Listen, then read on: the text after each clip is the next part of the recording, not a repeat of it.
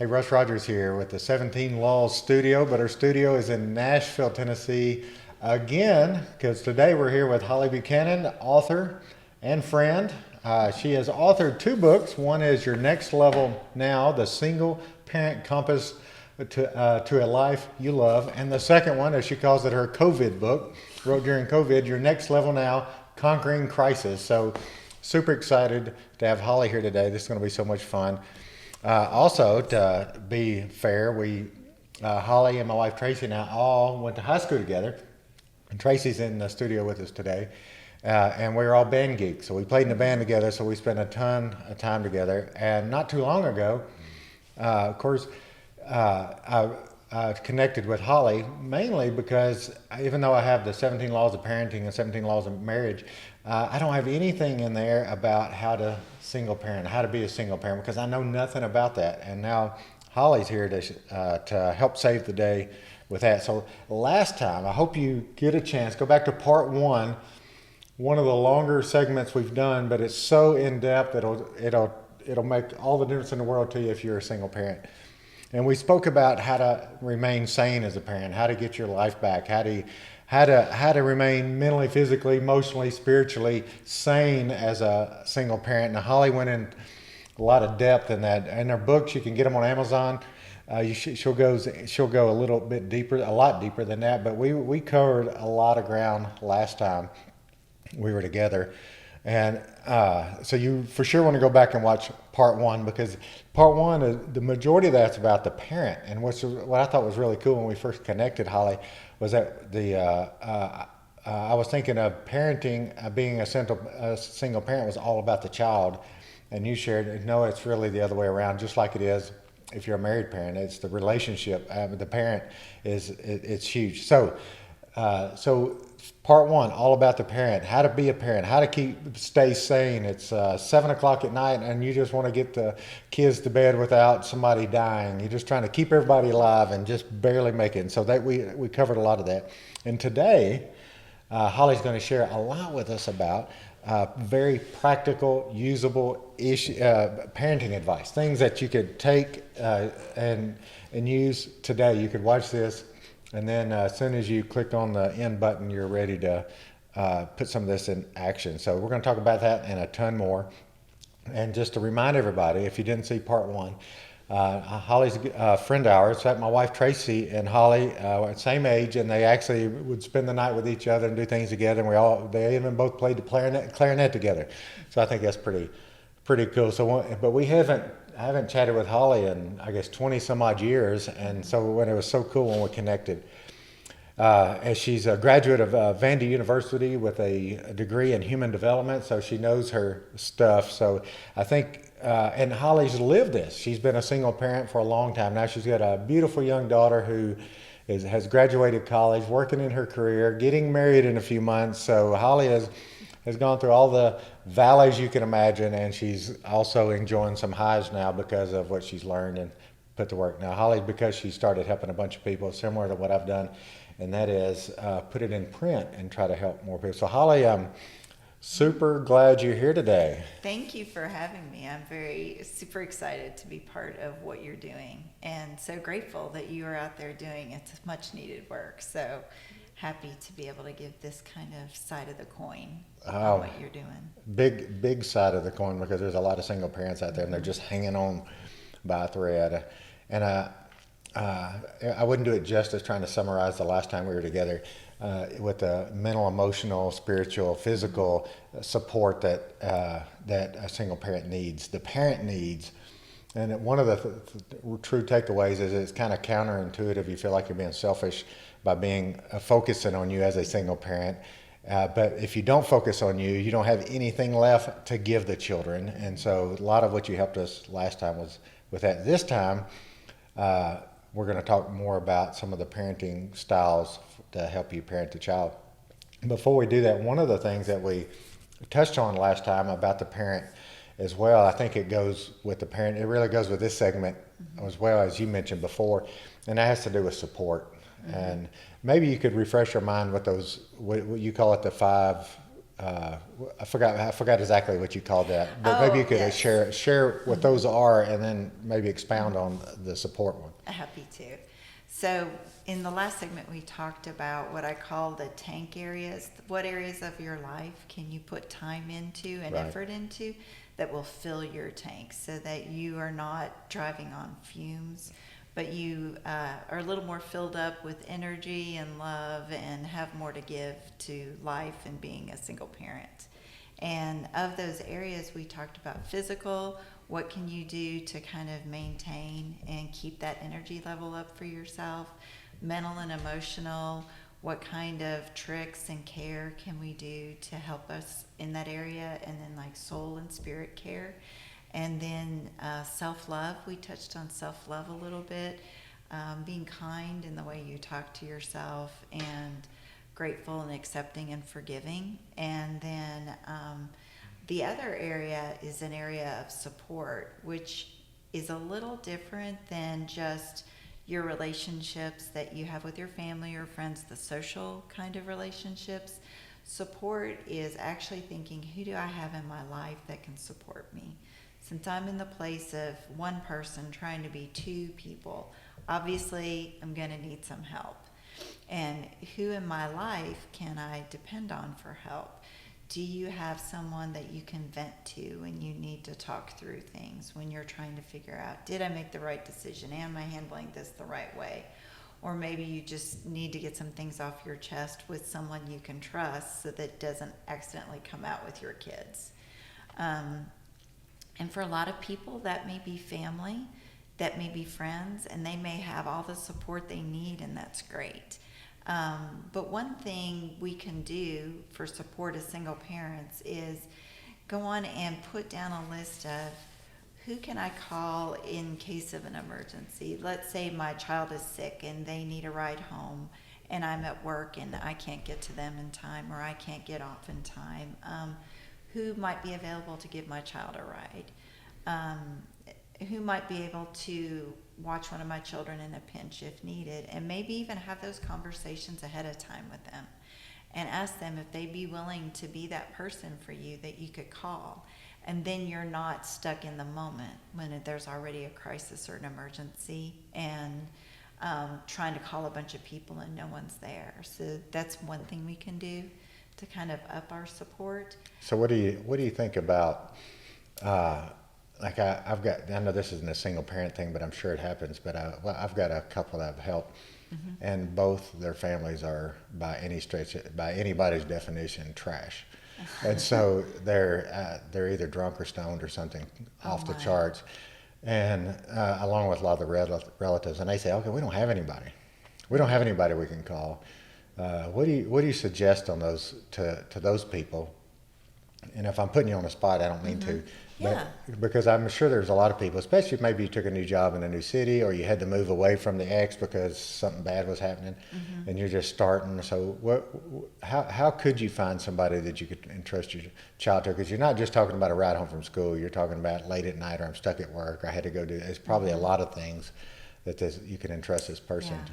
That's a great question, and I think that there may be now, they didn't have them back in my day when I was looking for babysitters, but now they have professional services online for childcare that you can look into ahead of time to find one that you're comfortable with. You may be able to call your church and see if they're aware of any resources that they have to offer or might be available in the community. So I think it might take in cases where it's new and you maybe don't have a lot of existing support, maybe we're spending a little time online researching to see what services might be available, and that might save you some time and some heartburn. Yeah, because a kid's going to get sick at school. Those things really do happen. Those are going to happen.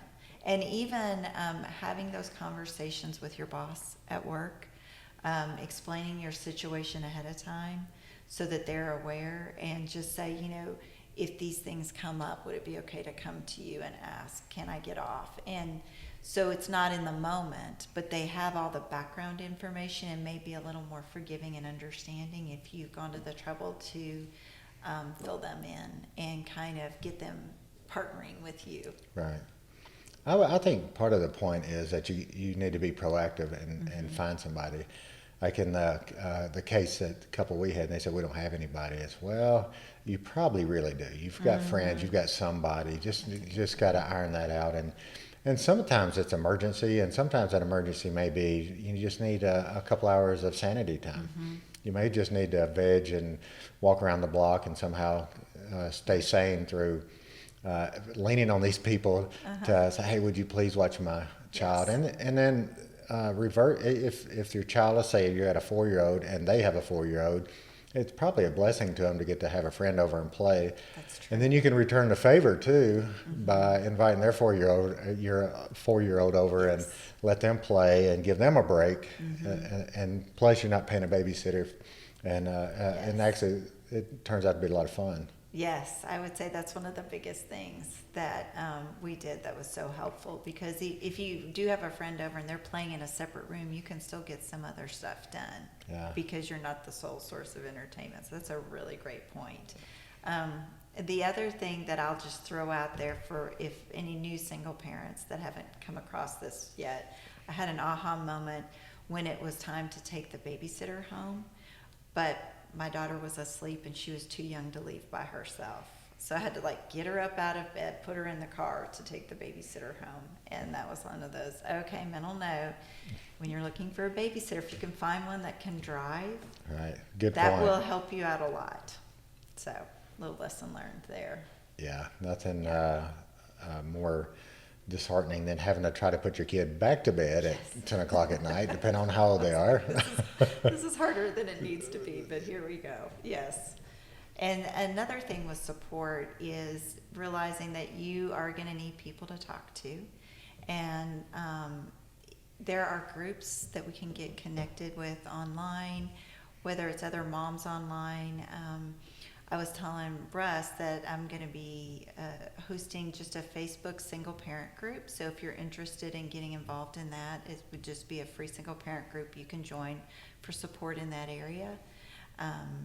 So how do they get attached to that? Just look up Holly Buchanan Facebook support group? Yes, we can put the link in the, I can either give it to you to forward to them, or we could put it at the bottom of the YouTube video. Okay, whatever good you deal. think. Okay, great. We can figure that out. And then church might have support groups, and of course a lot of groups are online now, which actually kind of, it's different in a way, but it does open up opportunities to be in groups that are supportive for people that maybe don't live near you.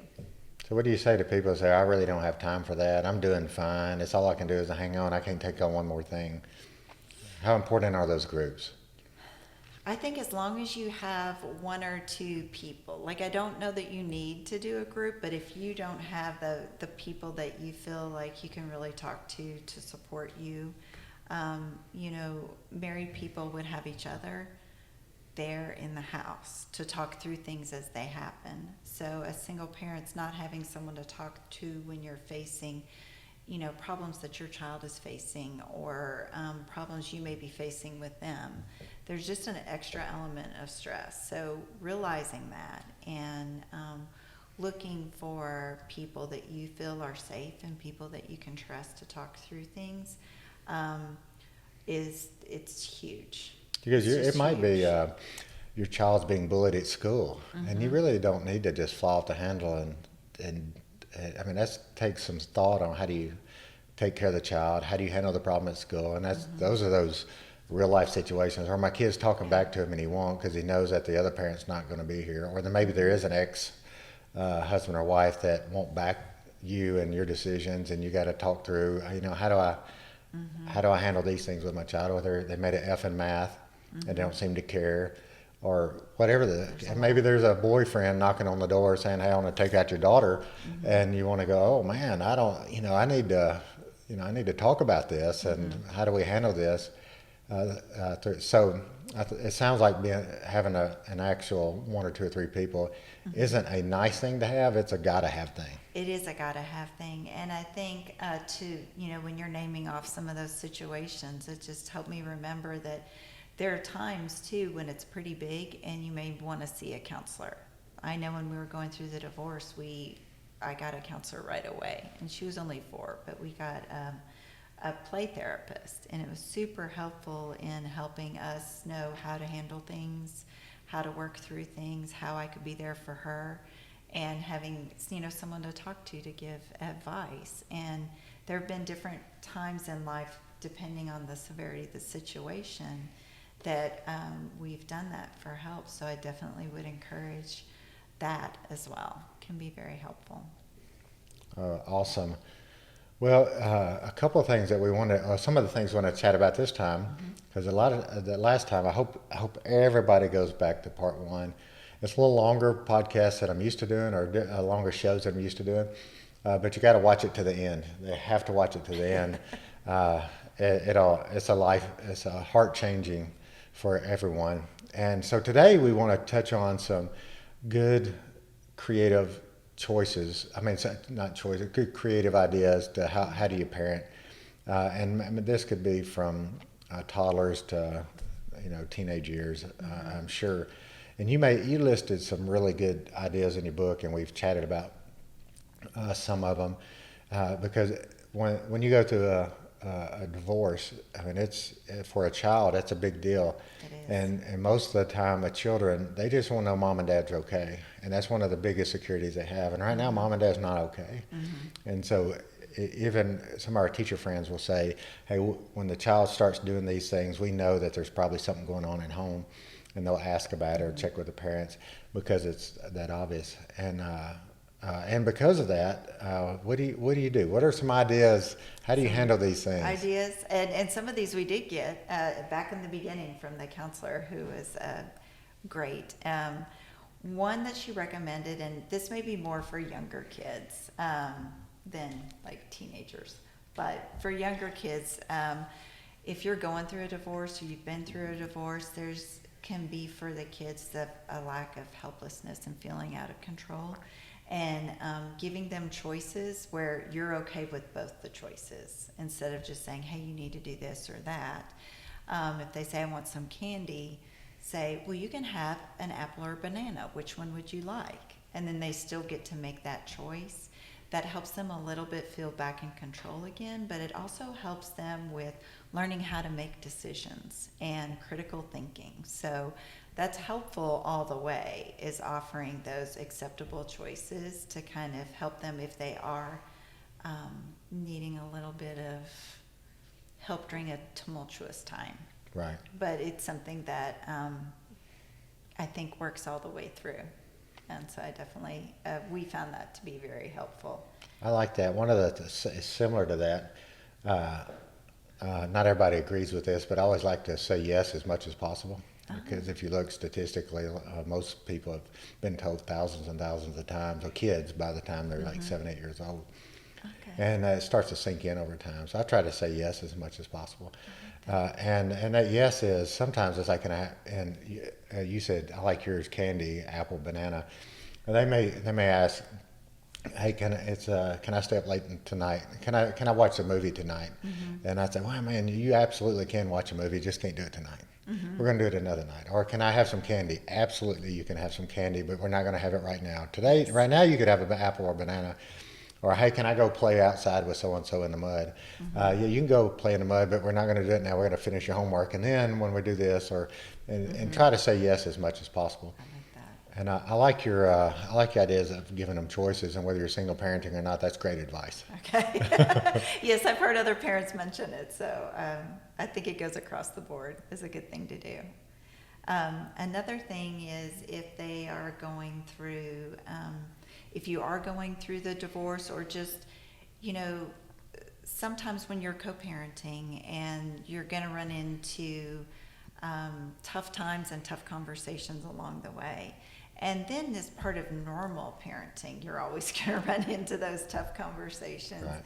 And for us, it was very helpful to create that safe space to share, so that if she wanted to talk about something that might be kind of shocking, or something that might be kind of tough, to try to be that safe place that she could come to talk through things, because I would rather help her think through things, or hear more true things from me than have to search outside at school or with friends. So whenever I could, if it was a tough subject, we just tried to go on and talk through it.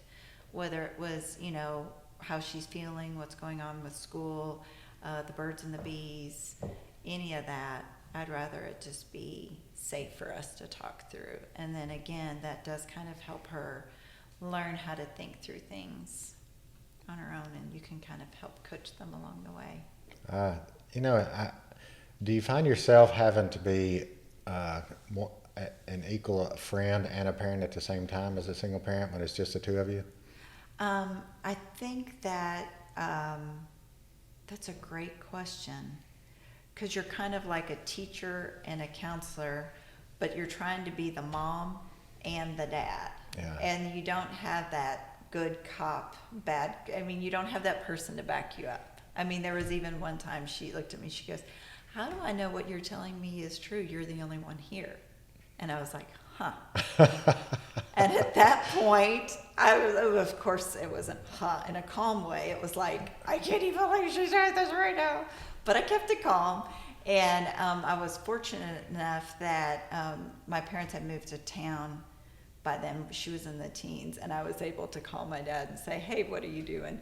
We're coming over because we need to talk through something right now." And so that was one of those cases where I had support, where I could call. I also had my brother who would do things like take her on dates and be available when I needed that male voice, where she needed to have that male time that she didn't have in her life. And so I could take it to them and they could back me up and say, "Yep, your mom's right and you need to listen to her," or whatever questions she needed to talk about.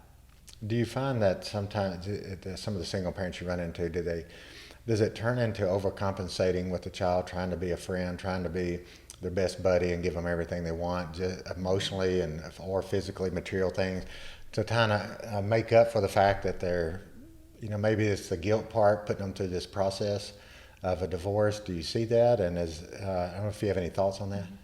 I think that is a struggle, and it does go back to not having that person to bounce things off of, for that second opinion when you're in the moment and trying to figure it all out. So the more of support, people that you can have, other single parents or other parents to talk to about how to handle situations that can give you that moment to moment when you're making those tough decisions. And I think that is something we have to struggle with, especially if we are carrying that guilt and trying to be that consistent and play the right role and set the right boundaries with our kids and be the parent and be okay if they don't like us when we have to discipline or give them a decision that's not popular with them.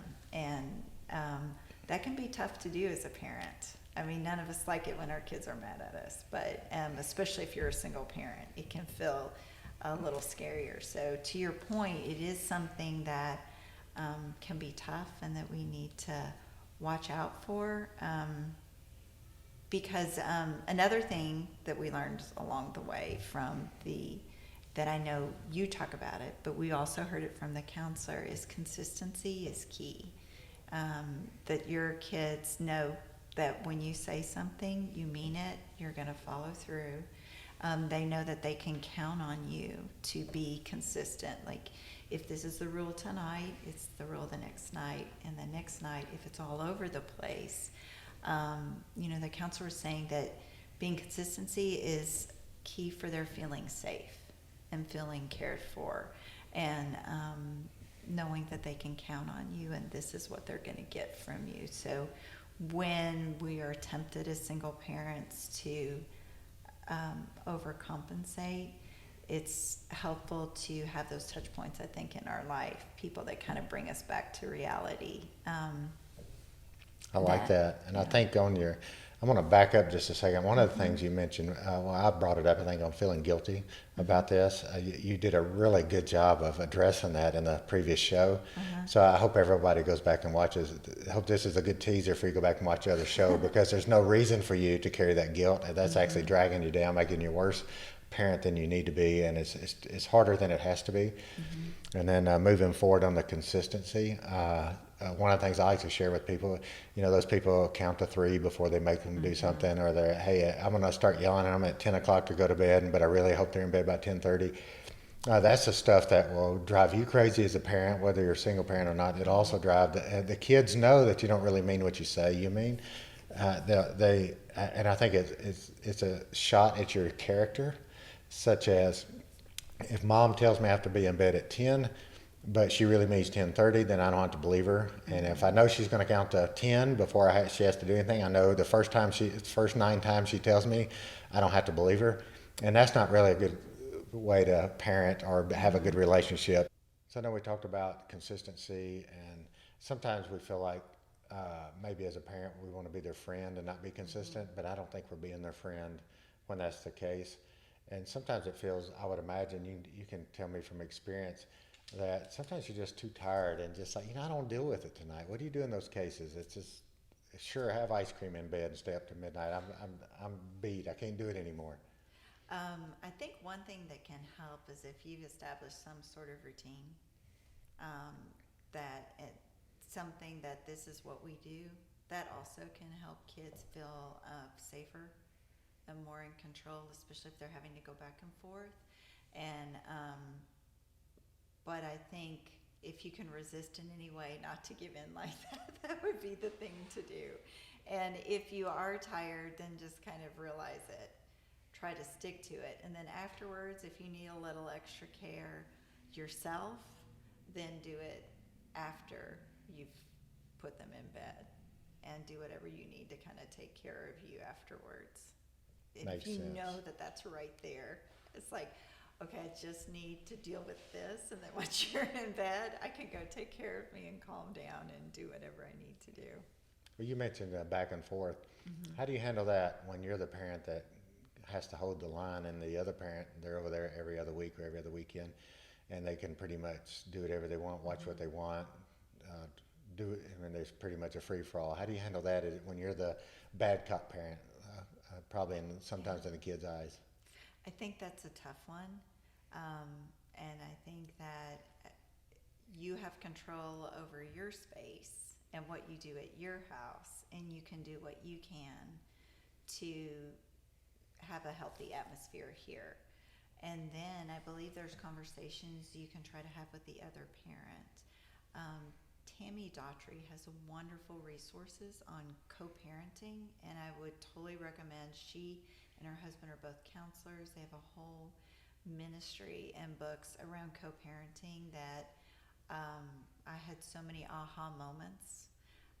Very, very helpful, and I would recommend them for more on how do you co-parent well. And one thing, the big key items, I think, are in how for me, my situation was a little different. And her dad not being there, but I learned early on that kids identify, their identity is tied up in their parents. So if you talk ill about the other parent, they receive that as against them and their identity. So no matter how deserved it is, it really cuts into their self-esteem if you talk bad about the other parent. I had many reasons to do that, given my situation. Very justifiable. Very justifiable. But what I painted for her was, your dad loves you, but he just was limited in how he can show it. And he's limited in these ways. And so all she ever heard from me were, these were the good things he did for you. And then when she was older, and she actually asked, and I was like, are you sure you want to know? Because it's not pretty. Then as she was older and she could handle it, like I might be able to give her bits and pieces of information, but that made it where when she was ready, she could then process that information as him apart from her. But talking bad about the other parent in front of your kid is very damaging to them. And So it's interesting you say that, because I would imagine for you as a single mom, you almost want the kid to hate the other parent for what they did to you. Yeah. And it almost seems like it'll make you feel better to make sure everybody knew what kind of, he did this and he did that. And but in reality, that's the worst thing you could do. It might make you feel better for a little bit, but it's the worst thing you could do for your child, which is. And then there's somebody might say, hey, do you want your child having a false sense of who their father is in your case? So does she need to be growing up thinking my dad's a saint? And then because that's maybe a little confusing because if he was a saint, y'all would still be married. Well, she knew the basics, and I mean, in his case, there were mental health issues. So when she was older, and when she had opportunities to interact with him or meet with him, we had to process through a lot of what you're talking about, where she had idealized him and then had to see him as he was. So, But she was older, where then she could more maturely process the truth from fiction. And that was a time where we got some more help, but it was more her and I working through, and her working through, and me being there to support as she went through the different emotions associated with the disappointment, because I really felt like he was this and he's not. And then, do I want him in my life or do I not? What am I supposed to do? And it came out. I'm not sure where it came from, but I'm really glad it did. Where, I just told her there's no right or wrong, and whether you have a relationship with your dad, and you may choose it now, and you may change your mind later, and then you may change your mind again, and all of that's okay. And there's no one that can tell you what's right or what's wrong. That's literally your choice. It is up to you, and there's no should about it. But what you really need to do is forgive, because that's something that's where you get your freedom. And one of the things you had talked about, how do you talk good about the other person? I had to forgive because I needed that freedom. And I think that sometimes I'll sit there and go, God, I feel like this is the absolute hardest thing you ask us to do, is forgive people that don't deserve it. And maybe they're not even asking for it, and maybe they're going to turn around and do it again. Like, I don't even know how you expect me to forgive this, but I know I need to. And I've learned it's an act of will, that I make the decision and I may not feel it. And then I give it to God and say, I need you to help me feel it, which basically means I need you to help me heal, because they did something that hurt or hurts. And so I need you to help me heal and let it go and let it be okay. But I've made the decision that I'm going to forgive them. And I realized what that actually does is, to feel that anger, you have to feel the hurt. So when you decide, I'm going to forgive and let it go, you actually get to let the hurt go. And so there's this beautiful benefit that you get free. And then the stuff they do doesn't hurt you as much anymore. And then I leave my heart protected by God. And then they can't hurt me as much because my identity's not tied up in that. I've let them go, I've forgiven them, and then I can act out of love for them, which sets a great example for my kid, and also helps her do the same. And so if that other parent has hurt them, one, they have a safe space to talk to me about it in a way that doesn't harm them, because I can say, or you could say, let's talk about how you feel and let's process that. But I said, the only thing, back to our conversation in the car, forgive them, but then that doesn't mean you have to have a relationship with them, because relationships are built on trust. And you can forgive someone and not necessarily trust them to be in future relationship with them. The forgiveness is still there. And then you get to make the decisions about how you want that relationship to be, and you get to set your boundaries. And no one gets to tell you what that has to be. And this is so counterintuitive, again, on forgiveness and holding grudges against someone, because there's that little sense of, I'm in control if I can keep this grudge going, or I can not forgive. In fact, they don't even deserve it. But the reality, they're the ones in control. They're the ones who's making you. They're the ones who make you feel like you do, and you're the one that's tormented emotionally and spiritually by not forgiving. So it's again counterintuitive. So once you do forgive, they don't really have any control over you, and that is such a good feeling on forgiveness. And some people say, "Oh, I'll never forgive you." Well, typically, if you don't forgive them and you hold a grudge, they don't really care. They're just going on living their life, having a good old That's time, you. and you're the one that's being Holding on to tortured the over it. pain. And it's again, it's counterintuitive. Doesn't seem fair. But what I like to think of fair, well, if what's fair is everybody gets what they deserve, well, thank you, Jesus. That doesn't happen, or that would have meant it would have to happen to Yes. me. But if it's fair that I get to release somebody and feel better and be able to live my life, and by that I don't hate this guy's guts for whatever reason, then I think that's the most fair thing we could do. We also talked you were talking about forgiveness and how you talk about the other parent, but you also were talking about consistency. But we mainly touched on consistency in routine. But what's really neat is most people are over time are going to be fairly consistent in some shape, form, or fashion. So in your case, being very consistent and not trashing the other spouse, because there's a good chance that the other spouse is not going to be that consistent, and they're going to and the children are going to pick up on that. And when they say that you're very consistent on forgiving, you're very consistent on being nice when somebody and polite and forgiving when people are rude to you, or you're very consistent. They know that, like for Tracy, you can walk down the stairs in our house and 365 days a year, she's sitting in the same chair, reading the same Bible, doing the exact same thing at the same time in the morning, drinking the same cup of coffee. Every single, and our kids know that if they're going to call at exit whatever time in the morning, they know that where Tracy's going to be, which is really, really kind of cool. So to just piggyback what you're saying on being consistency, having consistent time frames for your kids, but also as a parent, be very consistent in your actions and your thought processes and what you tell the child and what you don't tell the child. Yes, I totally agree. That's great advice. Some of the parenting that we talked about too, just to point out, you mentioned that because I asked the question, what about if it's a free for all at the and over at the other parent's house and you're the one holding the line? To your point, I think what I was hearing is don't let that be an excuse of why you don't parent here. Oh, if he's not going to, I'm not going to. Well, they need to see it somewhere. And like you said, you can only control your space. But I know there's some people who will say, well, just forget it then. I won't, well, I'll try to be the good parent.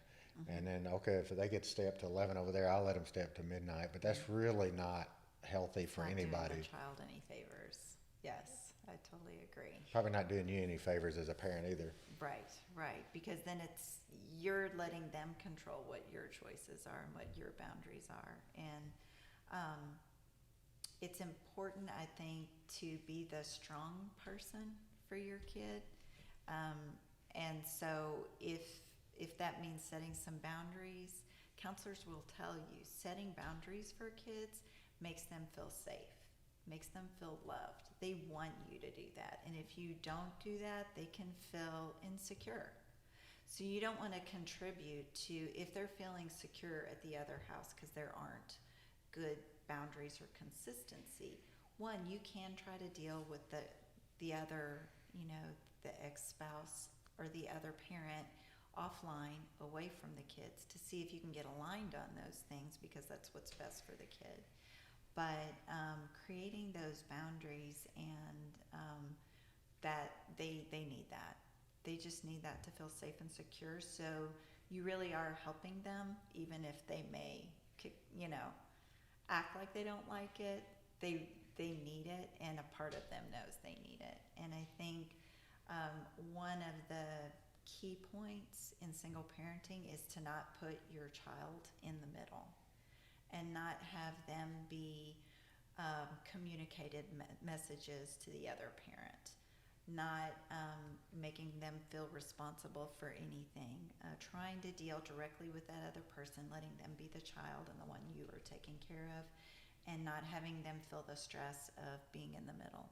And to whatever degree with the other parent that you can keep whatever stress is going on between the two of you away from the child, that will really help the child, because otherwise they're going to feel and bear that burden that you two aren't doing well. They're going to feel caught in the middle. So anything you can do to help them not be in the middle and deal as adults with each other in a more responsible way, and protect them to whatever degree you can from that stress. I think it's probably, once again, if you're the parent that is not keeping them in the middle, then, and the other parent's trying to keep them in the middle, you just control your space. So you can't you can try to have a conversation and pray and hope it all goes away, but in reality, there's still no reason for you to join in. You, you still want to be the consistent parent who's not trashing the other one, not putting the child in the middle. And over time, I think the children will go up and respect you more for it. Yes.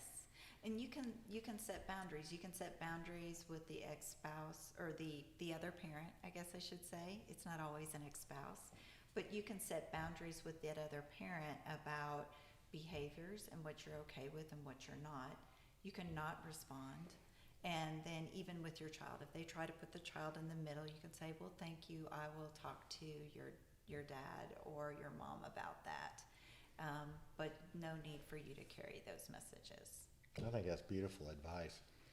I'm going to edit a little bit out. Okay. When we get to the end, I'll say thank you for coming, and then if you could say something like, hey, it's good to be here. I look forward to working with you again. Maybe we can do a couple more shows. We got a lot more information for everybody, and then I'll mention, hey, be sure and get your books on Amazon when we get to that point. Okay. What I was doing is looking at the battery, trying to make sure. What? Do you want me to pause this? You can for a second. Holly, I know we're coming to a close here in just a few minutes. Awesome time. I love hanging out with you. I hope pretty soon we're going to get back on the, either you can come to my end of the state, or we'll come back to Nashville. I would love that. Love Nashville. Thanks for coming with us to dinner last night. A beautiful restaurant. Thank we you. have about 4,000 more restaurants to choose from on the next trip. One of the things that just came to mind was the support. And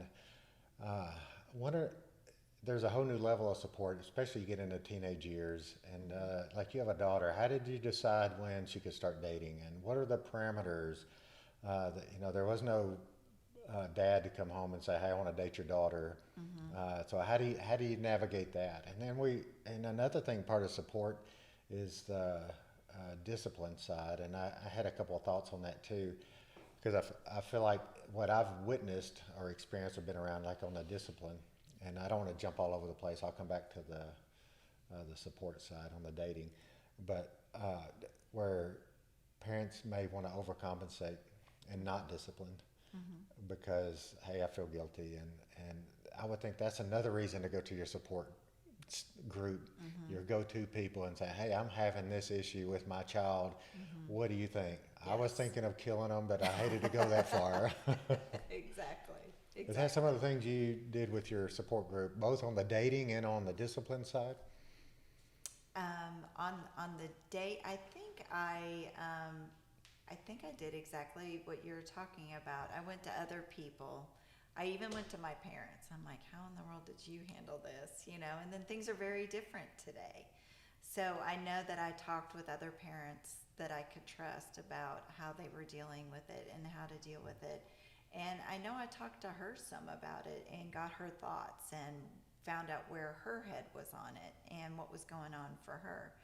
And, we joke around about, I'm going to have that shotgun ready on the porch when he walks up, just so he knows.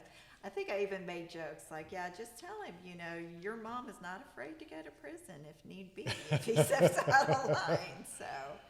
Oh, that's funny. But one of the things that your support group, I think, is important, that you make the decision ahead of time.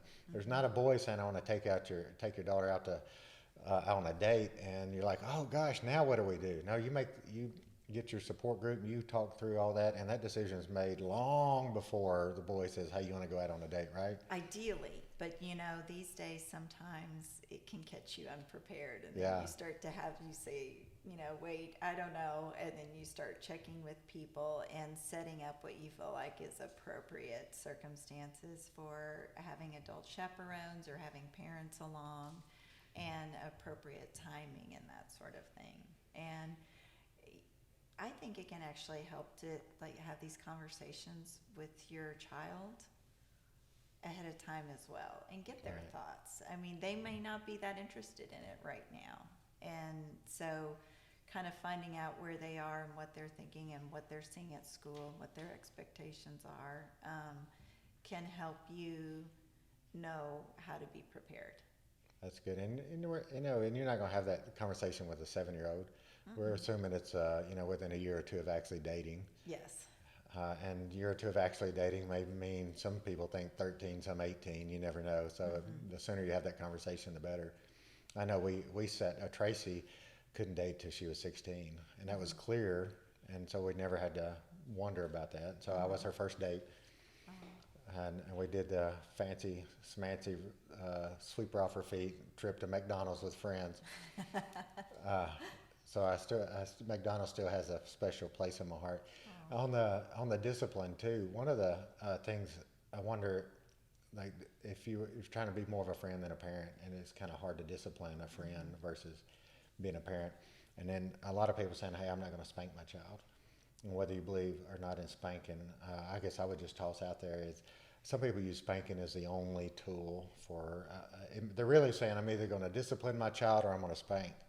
Or use discipline as spanking as discipline, or I'm not going to discipline my child, and I think that's a horrible way to parent. And if you decide to spank or not spank it, whatever you decide, but if they're going to do bad things, then bad things are going to happen. If they're going to make stupid decisions consistently, then things are going to happen. It may be you take away the electronic car keys, or you go sit in your room, or you don't get to go to all these events, or whatever the case may be. And I assume you agree with that line of thinking. Yes, it changes over time, whatever's important to them. Like, what do they not want to lose a privilege for? And that becomes, an effective discipline. And I think, too, I learned from others and put into place and felt like it was good advice, that to let the discipline start out smaller if it's smaller, so you have room to go. Like, you don't give a really big consequence for a small offense. If, kind of deal with it, and so that, if it happens a second time, well, then that's bigger consequence. And I think I got that from my parents, but it served me well. I can imagine. I think as a single parent, you're probably stressed more than the average bear, and you're probably more tired than the average bear. There's a lot going on. And there's probably a tendency to throw a sledgehammer at a net or make a threat. Okay, you're grounded for the rest of your life. And or you can't drive your car, I'm going to go sell it on eBay right now.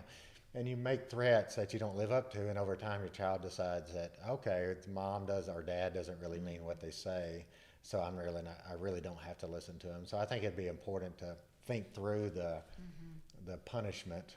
Yes. And not do it in the heat of the moment, Yes. and make sure that it makes sense. And if you've completely lost your mind, upset, then probably a good time to walk around the block or go lock yourself in the closet and pray a little bit and relax, and then think through or call your support person and talk through that punishment, wouldn't you think? Yes, that's what worked. I usually needed a calming down period from whatever it was, and then we'd either say go to your room, or I need some time to think about this to decide what your consequence is going to be. And the funny thing was, sometimes like waiting to find out what it was going to be was the most effective, because she's like, "Oh, come on, just tell me what you're going to do." No, I have to think about it. Yeah, it's going to be bad. It's going to be the worst thing ever. I'll tell you tomorrow. Yeah, but that did give me a chance to kind of be more reasonable and even talk it over with people, since I didn't have someone there in the moment. And so I totally agree with that. Having that calming down period, and not saying you're going to do things and then having to go back and say, "Oh, I'm not going to do that. That was the heat of the moment." I think there were times I did that and realized, okay, that doesn't work well. You have to be sure. So just zip the lip when you get mad and don't say anything and wait and do it calmly. And if you do that consistently, which has been a theme today, the children will go to respect that, and it'll keep them sane. And when they see consistency, they feel safe and they don't act out and do some crazy things. Let me ask you one more topic. This is I hope I don't put you on the spot too much. Let's talk about single parenting and dating. Okay. Should a single parent date? Is that okay, male or female? What about when do you introduce them to your child, or do you? Mm-hmm. How does that? What does that do to the child? At what ages? Do you have any thoughts on that? Yes, I would say dating as a single parent is tough. And I learned over time it's tough because you're not really single. You're double or you're triple. And when you are trying to date and look for someone, you're not just looking for someone for you, like that you would have your kids together, right? You're looking for someone that would match with this child or match with that child, and if they have children. So it just becomes exponentially more complicated. So keeping that in mind may help you like adjust expectations if you're just starting to date. And I learned that depending on how old your children are, and what kinds of conversations you can have with them over time, that it may make more sense to do your dating away and not introduce to the child till you're pretty serious. And that's usually what I ended up doing, because I didn't want my children forming attachments to people that I wasn't sure about and that might leave again, because I didn't want her to experience any more loss in that area. So I wanted to be really sure about someone before they ever got introduced. And I definitely recommend that. And that gives you a little more freedom to check them out, make sure that you like them, and see if they're even worth introducing to your children before you do that. I think that's excellent advice. That's because that's the real stuff. That's what people deal with. So thank you for saying that. And I know our time's kind of gotten away from us. I can't believe we've been here this long. This is all good stuff. Thanks for coming. Thanks for letting us come to Nashville Thank you and so much. hang out here in your town. I can't wait to come back. It's been a few years, quite a few more skyscrapers than the last time I was here. So look forward to that. Thank you for the work you're doing with the single parents. I think that's awesome. Again, you've got your next level now, the Single Parent Compass to a Life You Love, and Conquering Crisis. Both those books, as you said, the other one's your COVID book, and they're both available on Amazon, which is good. And if anybody has any questions for Holly, you can send them to me, Russ at 17laws.com, and I'll get those to Holly. And again, thank you for being a part of this. Thank you for having me. It's been such an honor, and I just have loved learning about your ministry and what you're doing and how many people you're helping, and just all the great information in your books. And so just so honored to be partnering with you and really enjoyed it. Thank you for having me. Oh, this is good stuff. Let everybody know you can go to the 17laws.com. You can check out the 17 Laws of Marriage, 17 Laws of Parenting. You also have the Marriage Commitment Challenge coin. I want you to check that out. That's a game changer. Watch the video. It makes us. It'll change a life. And you'll start hearing more. I'll probably put some links on there to Holly's organization and her books and what's going on. And plus, she's got her Facebook group that she's getting off the ground that no doubt will help you guys. So until then, we'll see you next time. Thank you.